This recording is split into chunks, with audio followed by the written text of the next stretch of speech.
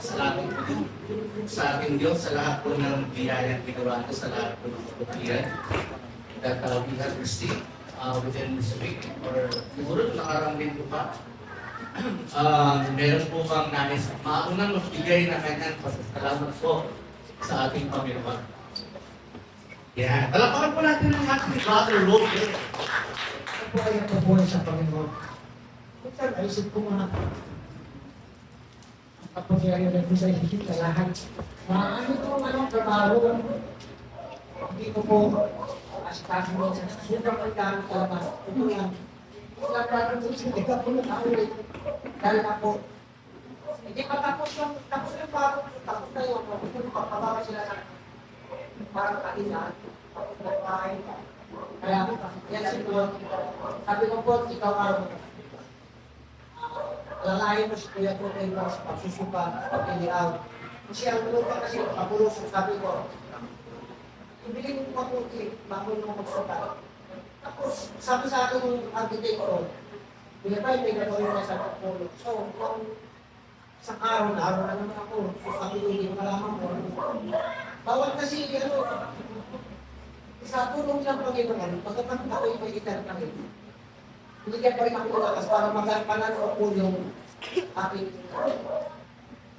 tungkulin para ko sa kanila. So, takbo na mga tikulong, pabalik ko pagkira, tapos tatakbo na ko sa kanila. Sa ano ko sa Panula, medyo may kaibigan ko. Maraming salamat. Sa trabaho, kasi wala sa Diyos siya. Pero ang higit na pinagpapasalamat ko sa Diyos, yung kalakasan ko talaga. Sa tutulong ng isang beses, kabisin, papagsikat kami. Sabi ko, Lord, sabi ko nga sa kanila, hindi ako papagsikat kasi ayaw ko malaman yung karamdaman ko. Kasi mamaya baka sabihin lang, nabilang ko ito.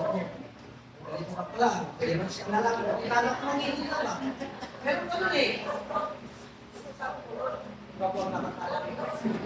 Ako po naman po yung nagbiling ko sa'yo. Kasi mo, marami pa po. Marami pa po ang dapat gawin para sa kasama ko sa trabaho. Pagamat, nagtitigas ko yung mga pero hindi ko sila pinahayagan talaga, lalo yung mga kasama ko. Pag kami dahilan sa kami, hindi ko ako tinatulog sa lumang tipan, makwit ko rin sa pagpilya. Kasi parin siguro, doon ko rin siya nakuha talaga sa mga kwento na nakakasalamat sa kaya ako pinagpapasalamat sa Panginoon sa kalakasan nito saka sa kaunting na kaluluwa na binigay niya sa akin. Kaya sabi ko, Lord, maraming po salamat kung naman ako po ay nagpapababa ang ako pero nang dahil sa iyo tinulong ako sa iyo. So kaya sabi na ng aming kalimutan. Kaya ano bang tinapos ko? Sabi ko, elementary lang po, ages. Kasi papaado ako. Sabi na, kahit paputi ko pa, kahit 3-6 na lang, pinapakalaman ko. Parang mataas ka rin ako. Sabi ko, hindi pinangkinyan, pero dahil sa Panginoon, kasi ano niya sila eh.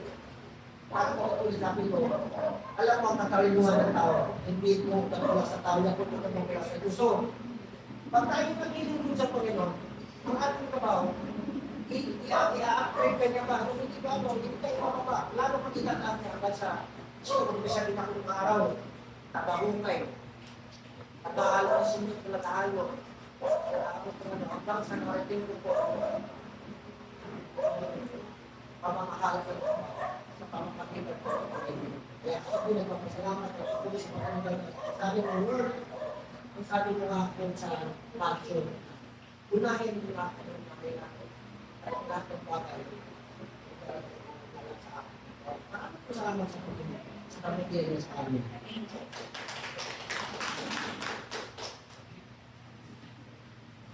Salamat po, Brother Roberts. Tingin ay pa siya. Hindi pa yan. Ang gawa ko ng kamay ng mga magtuloy ng pagpapalang. So, hindi naman po ang nais ko salamat pa sa inyo. Meron pa po ba? Kaya ako kayo tumigil sa baba. Kasi parang testimony na tumigil sa baba. Ano meron ka sa tayo? Nakalaga ng tinanay na Sunday. Parang ito may basahin natin.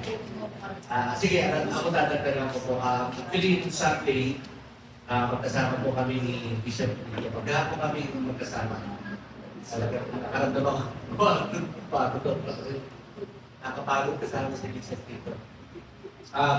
From Sunday service, anniversary hanggang alas 6 ng hapon ng child education ay siyempre kailangan po ng ating Bishop at assistant. So, pagka po kami nagsisara, pagka po kami magkausap, then, nagtanong po siya sa akin, sabi na, parang sira pa yung mga speaker nila, Pastor. Sabi ko, ako nga, natin, parang ito yan.